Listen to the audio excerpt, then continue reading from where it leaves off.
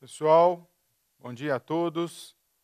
Eu sou o professor Cristiano Arruda, aqui da Senec Educação, e hoje nós vamos conversar de um tema possivelmente importante para todos aí do ensino médio, que é a questão da importância das áreas de matemática e redação no Enem.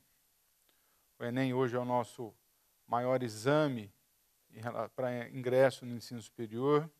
São, por volta de 7 milhões de alunos que têm prestado o exame anualmente. E nós conduzimos algumas pequenas análises aqui para que entender melhor a dinâmica do bom desempenho de um aluno no Enem e chegamos a algumas conclusões que nós queríamos compartilhar com vocês. Ok? Então vamos lá, fica à vontade, boa aula a todos. Obrigado pela presença das escolas da Rede Senec, obrigado pela presença das escolas da Rede Conveniada, do Sistema de Ensino Senec e da Senec Educação.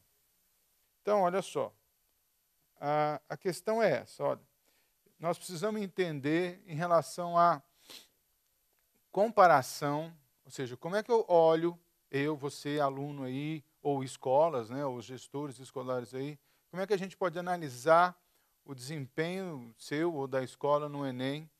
O que a gente costumeiramente faz, e o Enem e o INEP, na verdade, que divulga os resultados, até piorou isso no tempo, porque ele nos dava mais informações, é que numa análise inicial, simplesmente de notas, nós vamos achar que matemática, como eu havia destacado para vocês aqui, seria a nossa melhor nota, 817,07, e nós íamos achar que a área de linguagens e códigos, com 676 aqui, seria a nossa, talvez, pior área do conhecimento.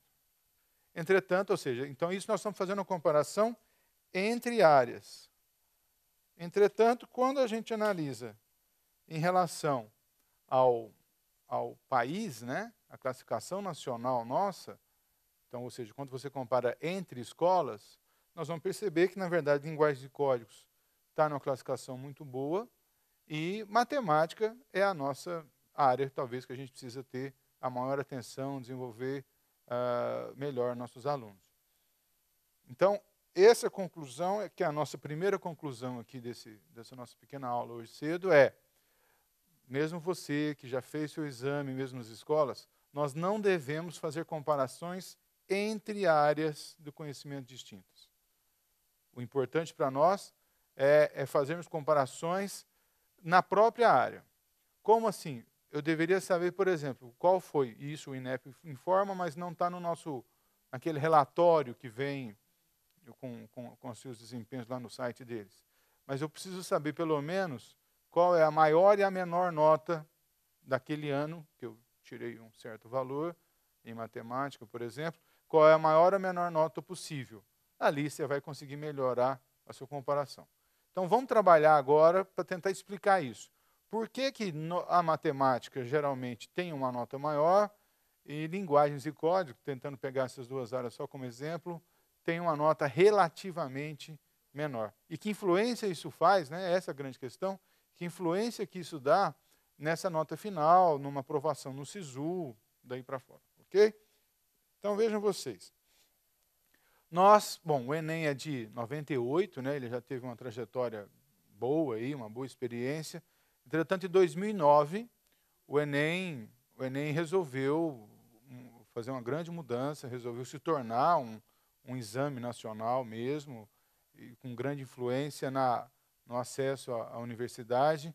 E uma das maiores mudanças foi a questão da adoção da TRI, da Teoria da Resposta ao Item, que, como ela fala, ou seja, ela não olha o teste como um todo, ou seja, você, sei lá, tem 100 questões, fez 90, pronto, o outro fez 80, pronto, o outro fez 90, ou seja, a análise antiga, que chama teoria clássica dos testes, ela olhava para a prova como um todo.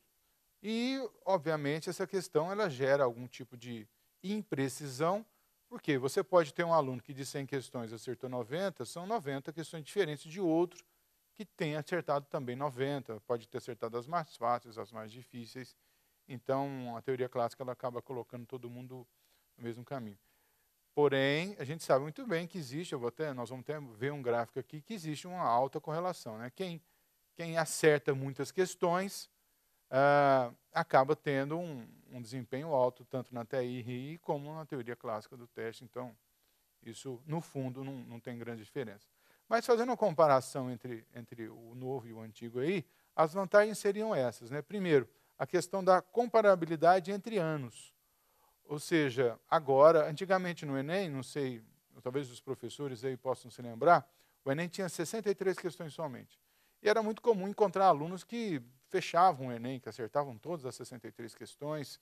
E isso, em termos de processo de seleção, de análise, o quanto a pessoa está boa ou ruim em relação ao seu desempenho ali, não gerava um resultado muito interessante.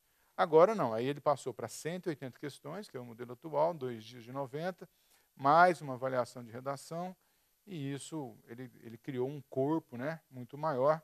Então, e principalmente, ele permite-nos fazer a comparabilidade entre anos. Uma coisa comum antigamente no Enem era o aluno prestar o Enem na primeira série, na segunda série e na terceira série, para tentar pegar a sua melhor nota, na medida que as provas variavam muito de nível. Poderia ter um ano com a prova mais fácil, ele ia ter um número de acertos maior naquele ano, e também era permitido que ele se usasse a sua melhor nota entre esses 3 anos. Então, era comum as pessoas prestarem para tentar buscar uma prova mais fácil. Com a TRI, estabelece-se uma escala de proficiência, que é isso que a gente vai falar aqui, e a teoria da TRI fala isso, que se você prestar provas diferentes, você vai chegar no mesmo resultado. Então, isso é importante para nós. Se você prestar provas diferentes, você vai ter o mesmo resultado final. E isso dá a comparabilidade, ou seja, nós conseguimos saber se uma geração, se a prova de 2013, a turma que fez a prova de 2013, efetivamente teve um resultado maior ou menor em relação à turma de 2014, em relação à turma de 2012, e isso dá para medida, o Enem é um parâmetro de medida de qualidade educacional, dá para a gente saber se a educação nossa está melhorando ou não, o que não podia antes. E tem a questão também da precisão da medida. É interessante a gente tentar trabalhar com esse conceito. Gente, toda e qualquer avaliação, toda e qualquer prova, ela, na verdade, é uma régua, uma ferramenta de medida de conhecimento. Então, a gente pode, olha, eu tenho lá uma pessoa, eu posso usar uma régua para medir a altura dela. O que uma prova, de um modo comparativo, faz é tentar medir o conhecimento de uma pessoa. Só que a TRI, aí isso é uma vantagem, ela é bem mais precisa na medida desse conhecimento da pessoa. Então, isso é uma boa vantagem. Só que a TRI nos trouxe 2 problemas, talvez, rapidamente falando aqui, né? Primeiro, a questão do custo. É muito caro em termos governamentais a elaboração, então ela só se justifica com um exame em massa mesmo. Você tem lá um banco de itens, você tem que manter esse banco, todas as questões são pré-testadas, e a parte de logística, uma série de situações que precisam ser observadas, né? E a questão da insegurança dos resultados, isso aí acho que todos os alunos sofrem, ou seja, você sai da prova, corrige, acertou X questões lá, dos 45 de uma área, acertou 30, 40, você não sabe qual é a sua nota final, só quando chega o exame, só quando chega o seu resultado você vê, e você acaba comparando com pessoas que acertaram a mesma quantidade de questões que a sua, e a nota provavelmente não vai ser a mesma, né? Só se forem exatamente as mesmas questões que as pessoas erraram ou acertaram. Então, isso gera uma certa insegurança, isso não é de forma alguma positivo, né? Mas, então, a escala de proficiência, primeiro, a gente agora tem uma escala única, então, entre todos os anos, é como se o governo tivesse criado uma régua, né, e ele está usando a mesma régua de medida de conhecimento para todos os anos. Isso, o que acontece? Cada questão, hoje, né, dependendo do nível de dificuldade dela, e aqui tem um gráfico, eu não vou ficar me atendo ao gráfico não, mas eles falam, a TRI que se usa no Brasil é a TRI de 3 parâmetros. Que parâmetros são esses? Primeiro é o índice de dificuldade aqui, ó, que é o B, e o B é o quê? Aqui nessa reta, olha só, ele está aqui nessa altura. E aqui, nesse gráfico, essa parte embaixo significa habilidade, ou seja, isso aqui que é a medida do conhecimento do aluno. E ela é comparada com a variável nossa aqui, que é a probabilidade de acerto. Então vejam que o Enem trabalha com probabilidade, ou seja, pessoas de alto desempenho têm uma alta probabilidade de acertar a questão. Pessoas de baixo desempenho têm uma probabilidade baixa de acertar a questão. Isso é um ponto importante para vocês observarem. Voltando lá, nós temos também uma questão que gera o índice de discriminação. A palavra talvez não seja muito boa, mas ela é precisa em relação à sua definição. Toda boa questão, pessoal, ela precisa discriminar, ela precisa separar quem sabe de quem não sabe. Uma questão que todo mundo acerta, você não consegue saber se a variação de proficiência dos alunos. Uma questão que todos erram também. Então, a questão ela precisa ter um bom índice de discriminação, separar os alunos que têm o conhecimento de quem não tem o conhecimento daquela habilidade que ela está avaliando ali. E o terceiro, que dá susto em muita gente, é a questão do acerto ao acaso. Vocês podem perceber aqui no gráfico, eu já rabisquei ele bastante, mas ele está aqui no ponto C, e ele, o acerto ao acaso é simples. Se você tem uma questão com 5 alternativas, a probabilidade de você acertar o acaso é de 20%. É 1/5, 1 em 5 em relação ao total delas. Né? Isso não quer dizer que muita gente comenta sobre isso. Se eu chutar a questão e errar, eu vou perder pontos. Não, você não perde pontos. A questão que funciona é o seguinte, na prova ela tem questões diferentes de mesma habilidade. Ou seja, se você acaba acertando uma questão difícil de uma certa habilidade, de um certo conteúdo lá, e errando a fácil, você está provando que, olha, na verdade, você não tem toda essa habilidade assim. Então, você vai ganhar menos pontos. Não é perder pontos, nem deixar de ganhar pontos. Você vai ganhar menos pontos. Agora, se você acerta uma questão fácil e acerta difícil, quer dizer que você está falando que tem uma habilidade que ela está desenvolvida, então você domina essa habilidade. Certo? Então, esse gráfico aparece sempre, vocês vão poder acompanhar. Olha aqui, ó, nós conversamos sobre régua, né? Então, o que aconteceu no Enem de 2009, o primeiro novo Enem, foi que o governo pegou os resultados, eu até coloquei uma tabela aqui, isso aqui não é um gráfico, é só um exemplo, tá, gente? Que é um gráfico que pega, se você pensar de novo na questão da habilidade aqui na nossa abscissa, a distribuição geralmente é essa, né? Você tem sempre um grande bolo de pessoas que têm um desempenho médio, você tem uma quantidade pequena de pessoas com alto desempenho e uma quantidade pequena de pessoas com baixo desempenho. Esse é o ponto. Então, o que o governo fez? Ele estabeleceu que em cada área de conhecimento, a média seria 500, isso foi definido. E o desvio padrão, que é uma variável que dá essa distância entre as probabilidades aqui, seria 100 pontos. Por isso que o Enem, gente, fora a redação, vamos repetir, vamos lembrar que redação ela não usa TRI, né? Então, redação sim chega ao valor máximo de 1000, né? Que muitos aí conseguem atingir. Mas as áreas do conhecimento da TRI, elas não têm uma nota máxima 1000. Ao invés de definir a nota máxima 1000, definiu-se a média 500 e a variação. Qual foi a consequência disso? A consequência disso, por exemplo, vamos olhar então a escala de máximos e mínimos aqui da prova de 2009. E vamos ser já específicos. Na medida que linguagens de código você teve uma quantidade maior de acertos dentro da mesma prova, e aí estabeleceu-se que a média seria 500 para todas, a nota máxima de linguagens e códigos não foi maior que 835,6. As pessoas em 2009 que acertaram as 45 questões de linguagens e códigos tiraram 835,6. Entretanto, matemática, que, em termos de número de acertos de questões, apresenta um número menor de acertos de questões naquela massa de alunos que fizeram o exame em 2009, ela conseguiu atingir uma nota máxima de 985,1. Então, há uma diferença de 160 pontos, 150 pontos aqui entre uma área e outra, e 150 pontos entre uma área e outra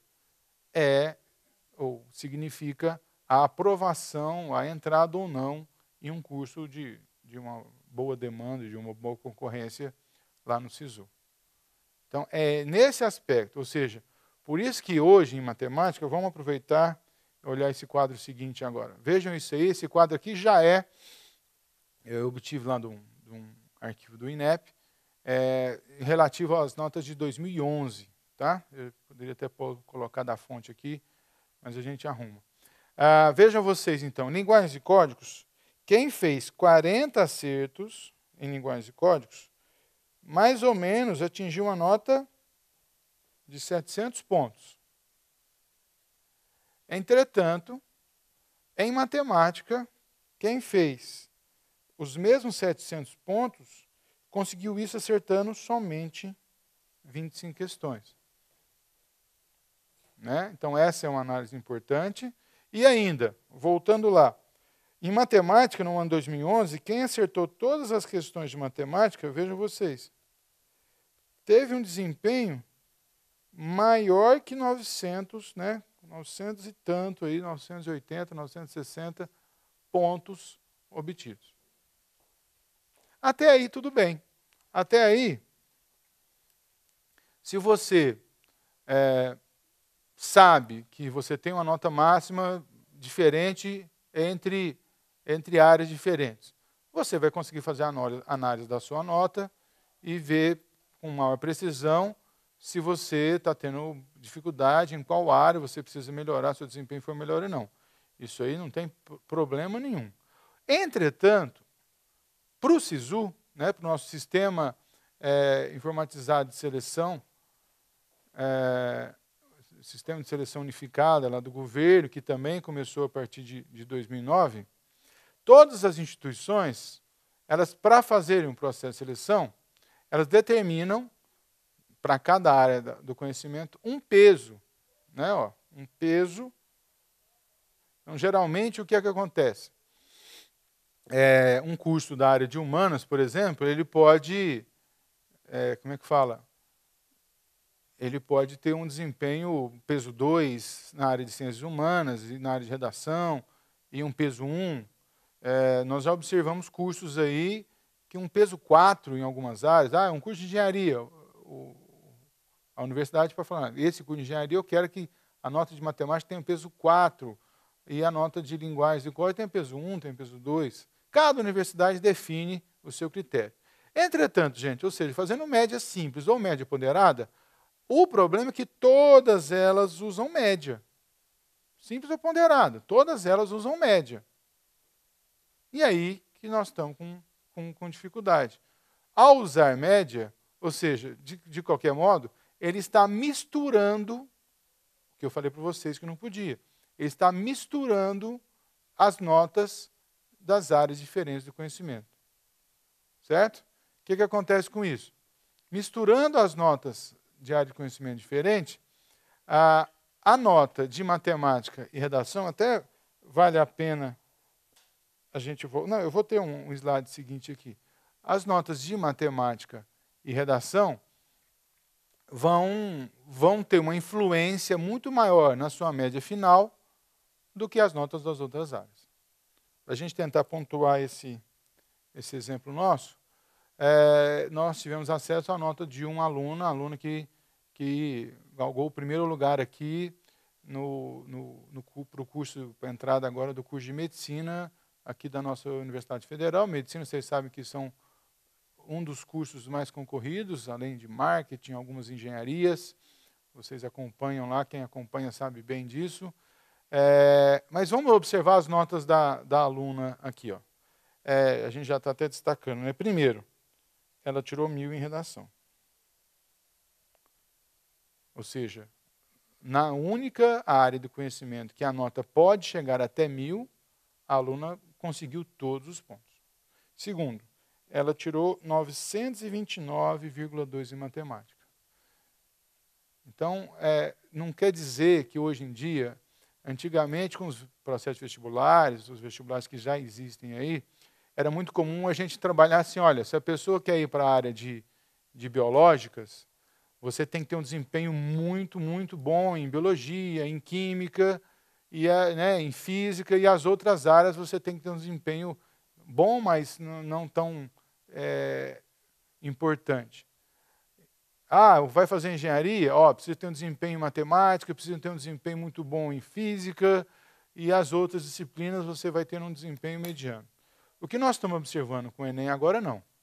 Qualquer que seja o curso que você pretenda fazer, você vai precisar de uma nota muito boa em matemática e redação.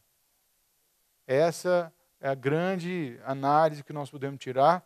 Vejam que a aluna não tirou notas, né? Vamos lembrar das demais notas aqui dela.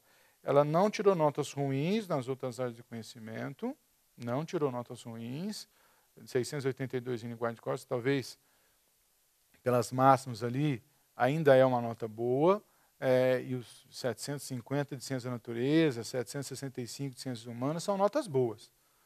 Entretanto, o que gera a maior pontuação para ela, o que gera essa média, e aqui é média simples, tá? A média simples das 5 áreas aqui, 825, é a nota de matemática e redação.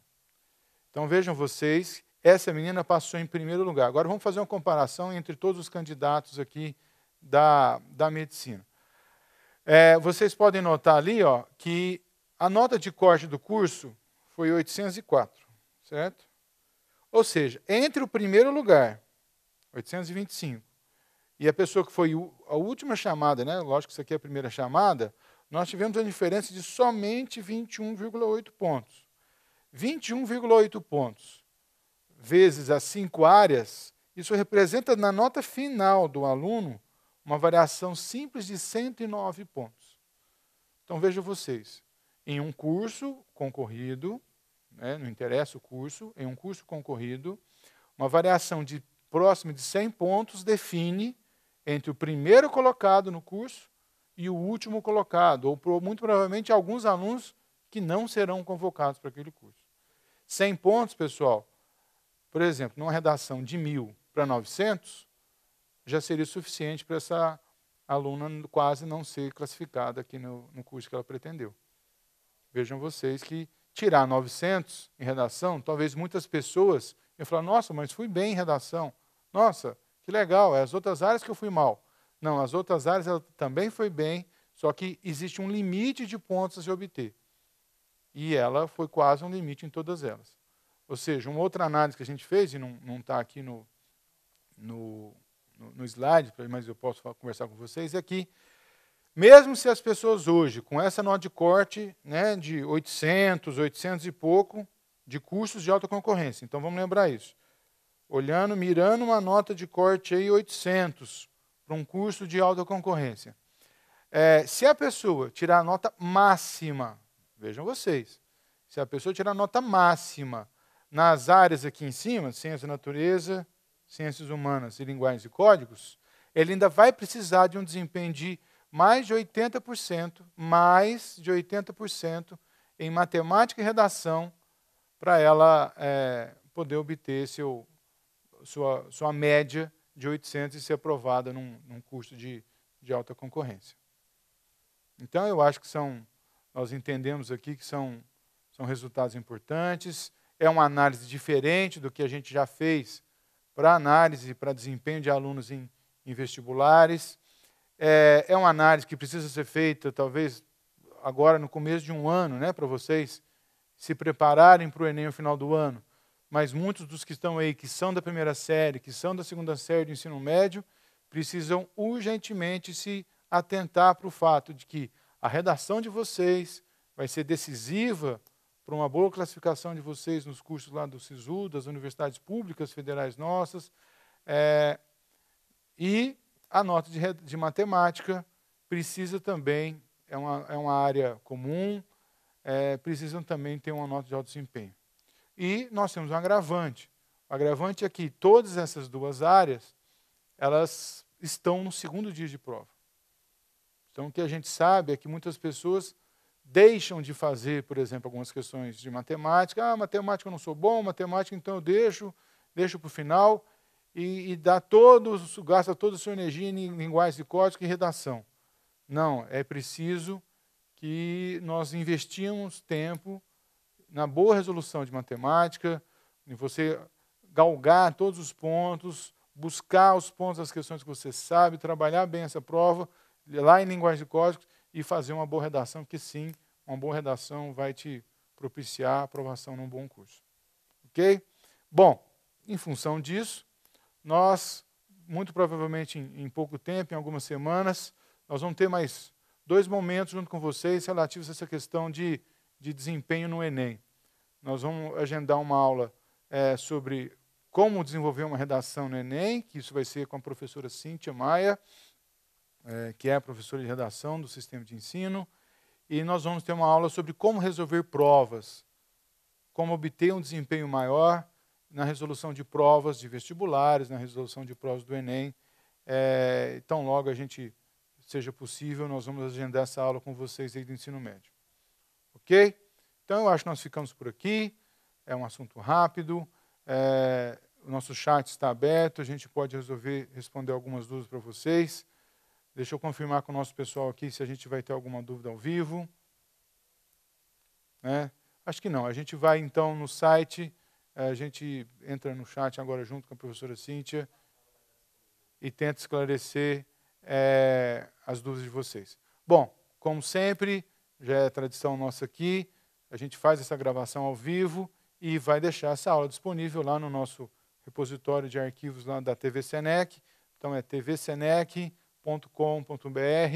Vocês vão procurar e ver essa aula. Então, as escolas aí que tiveram algum problema de comunicação, ou as escolas que chegaram mais tarde, ou quem não pôde estar presente conosco, essa aula está à disposição de toda a rede senecista. Ok? Então, muito obrigado, tenham um bom dia.